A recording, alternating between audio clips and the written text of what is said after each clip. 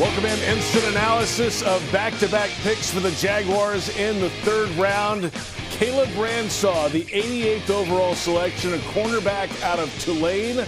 He started his career with 3 years at Troy, and then the Jaguars make a trade to move up to 89th overall, and they bring home Wyatt, a guard out of West Virginia, a consensus All-American a season ago, and the Big 12 Offensive Lineman of the Year, J.P. Shadrick, Brian Sexton, John Oehser, and here we go. More moves to get in a spot where they're going to get some guys with intangibles, John. They're intangibly rich. We'll find out, I'm sure. Well, welcome to the draft. We waited, 3.5 hours for nothing, and then 2 back-to-back. Right.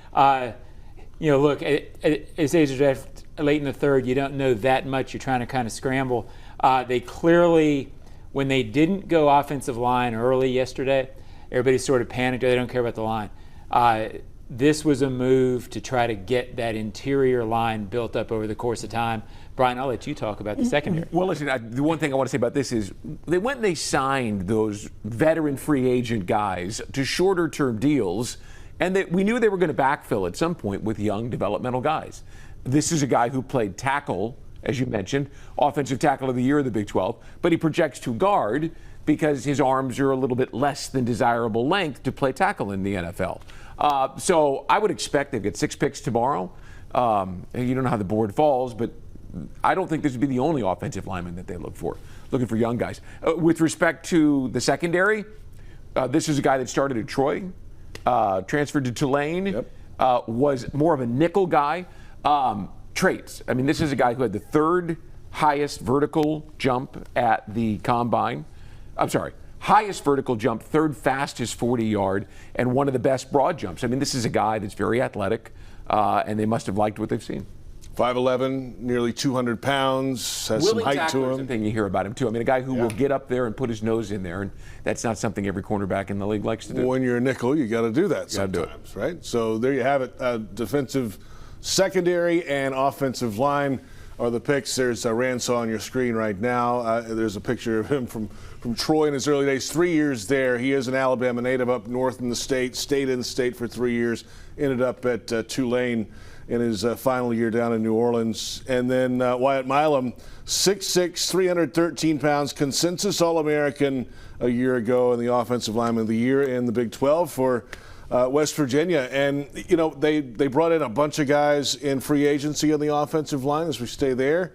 And as you said, this could be a trend. It's not going to be the end of things. Even with Milum here, John, it feels like this is a point of emphasis to bring in as much competition as possible here. Yeah, and there was no question they knew that in free agency they wanted to bring in guys who could play right now. A late third round pick. I mean, it is most likely going to be a developmental guy. He has the size. He has been productive in college, which they like. They like guys who have shown it. I'm assuming he's intangibly rich. I think we can. I'm looking through the sheet right now just to see. You're talking about the Honor Society guy, academic, all Big 12. Conference first team All-American, Walter Camp Football Foundation. I mean, the list is very long. Clearly, when we hear from Gladstone and Cohen in the next, 10, 15 minutes when they talk, we'll probably get all the just Gladstone today. We're told James Gladstone is the only one speaking. But when you get to the intangibles, you can't see that on tape. That's what the interview's got to be about. And one thing about tonight, too, I joked at the top it took a long time to get to this pick.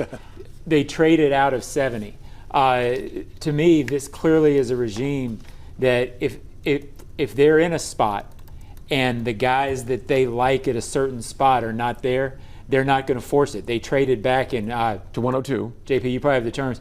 2 third-round picks next year they got out of that deal for the Lions. That's correct, yes. A third and a compensatory third. You would think, and I'm sure Gladstone will address this, the key there, these guys look at drafts. This was not considered a great draft past a certain point. Now you've got third round. You have a lot to deal with. What does that give you next year now? 13, 12, I mean, it's a lot. So it was 11, so 11 and 2, yeah. Good job. I like that. That's better at math than I was. So that clearly, hey, we don't like this, let's make sure we go get some value next year. All right, let's hear about it. James Gladstone standing by down the hallway outside the draft room with Kai Stevens. Kai? Thanks, JP. James, obviously a big move in the first round. Today, a little bit different, trading back, accumulating some picks, and trading back up. So what kind of went into what you guys did today? Yeah, it was a quiet start today, but a loud finish. And, we were really excited about the opportunity to acquire some future draft capital, knowing that there were quite a few players in this window of the end of the day that we were really interested in. And I feel like we acquired two guys who level up the space by being nothing more than who they are naturally.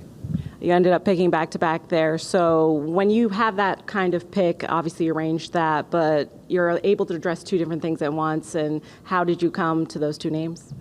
You know what? Those two names surfaced to the top of their position groups because of a lot of buy-in from both scouting and coaching staff, and really some of the elements that I know our fan base understands we now appreciate, and really that North Star of players being intangibly rich, which jumped out across those screens in the draft room, really with the largest number and brightest color really pointing us in that direction. And so it became very clear that we wanted to make that happen back-to-back, and make it so that our fans didn't have to stay up all night watching to see what we did there towards the end of the night with pick 102.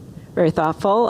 Offensive line, defensive back. Is this something where you want to have competition in both of those groups so you feel like you're getting the best? Undoubtedly. You always want to continue to level up the competition across the entire team, regardless of position group. But I think one of the things that was really clear in my approach through the interview process was that the trenches would be prioritized. Obviously, on the offensive line, we made a number of moves in pro free agency to address that. And now here in the draft, we find ourselves in a similar boat. And Wyatt's somebody who brings a level of professionalism right off the bat and interest in being the best version of himself.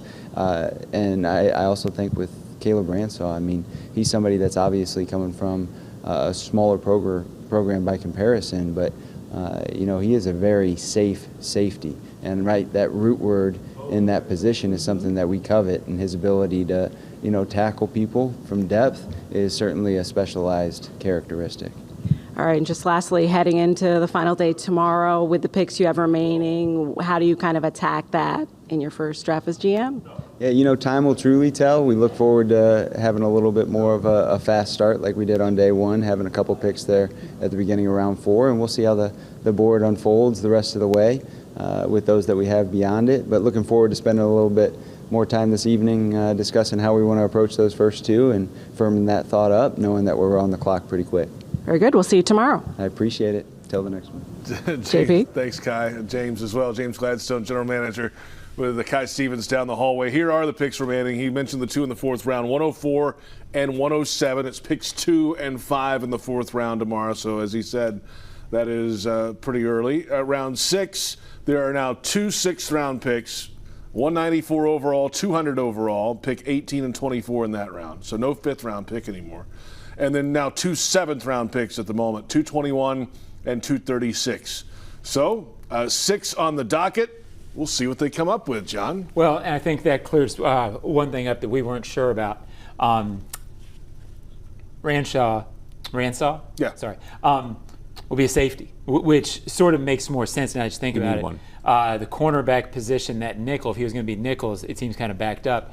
They need safety. They brought in Eric Murray. I'm not sure anything else is really set in stone back there. So late third-round safety, that jives with somebody who can play. Absolutely. I would think we'll see plenty of trades tomorrow. They traded on the first night of the draft. They traded on the second night of the draft. I would think that they will be moving around to find their guys. The more that you read about Wyatt, Milum, Yes. the more you realize that this is an intangibly rich individual.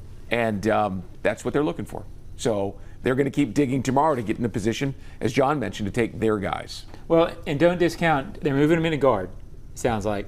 If you just look at usual where you can get guys, third-round guard hasn't happened enough around here, but third-round guard can come in and be a long-time player. This is not an afterthought pick. Brandon Linder was a third-round pick and started 8 seasons at center. Absolutely, he was. And we've seen safeties in later, middle rounds play a lot and get some time on the field as well. We're standing by for the press conference. We'll have that for you coming up. Just briefly, I mean, what else stands out, Brian, as a so-called need going into tomorrow? Where else do they need to patch up some things? Listen, I think there's a lot of reason to be optimistic about what Mason Smith and Jordan Jefferson give you in the middle of that defensive line. But this is a good draft for defensive linemen. So why not mine that for another big body? I mean, you got Eric Armstead in there, but he's an older player. So find another young guy. There you have it. James Gladstone down the hallway in the media room here at the Miller Electric Center after the Jaguars make 2 picks in the 3rd round. Caleb Ransaw listed as corner, but will play safety for the Jaguars out of Tulane. 3 years at Troy before that. Wyatt Milum, the guard, played tackle, but as he mentioned there, his time at the Senior Bowl showed his versatility, and he'll be a guard for the Jaguars out of West Virginia. And some final thoughts to the evening here after a long wait. A flurry of a finish, Brian, and a couple of new players coming in. Yeah, I can't wait to get to know some of these guys on a deeper level, John, because you heard James Gladstone both with Kai and there with the media talk about Jaguar DNA. Mm-hmm. And it's tough. You can't read it on a sheet. You can't necessarily see it watching just highlights. But we'll get to know them and understand more about what goes into that matrix of DNA that they're looking for in players. Yeah, and 2 things stood out to me when Gladstone just talked. When he talked about Ransaw's tackling, is, about as good as it gets. So I think that's part of intangibly rich. It's fine to be intangibly rich, but you better be able to tackle. The fact that they believe that Wyatt Milum can come in and, not start, but he talked about offensive line's about attrition. I think they want to feel good about 8, 9, 10 guys on the offensive line.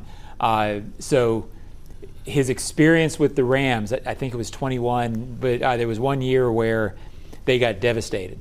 It scarred him, and as it should, and he's not going to have that happen again. So I think that sort of gives you a little bit of insight into how he looks at a roster. All right, here's the docket tomorrow. The Jaguars have, at least right now, 6 picks on the docket for Saturday, 2 in the 4th round, and early picks 2 and 5 in the 4th round, 2 more in the 6th round, 194 and 200, and then 2 more in the 7th round. We'll see what else James Gladstone and company have up their sleeves coming up tomorrow. Our Day 2 coverage is presented by Donovan Air, Electric and Plumbing, and we're looking forward to Saturday. Join us again tomorrow for more coverage.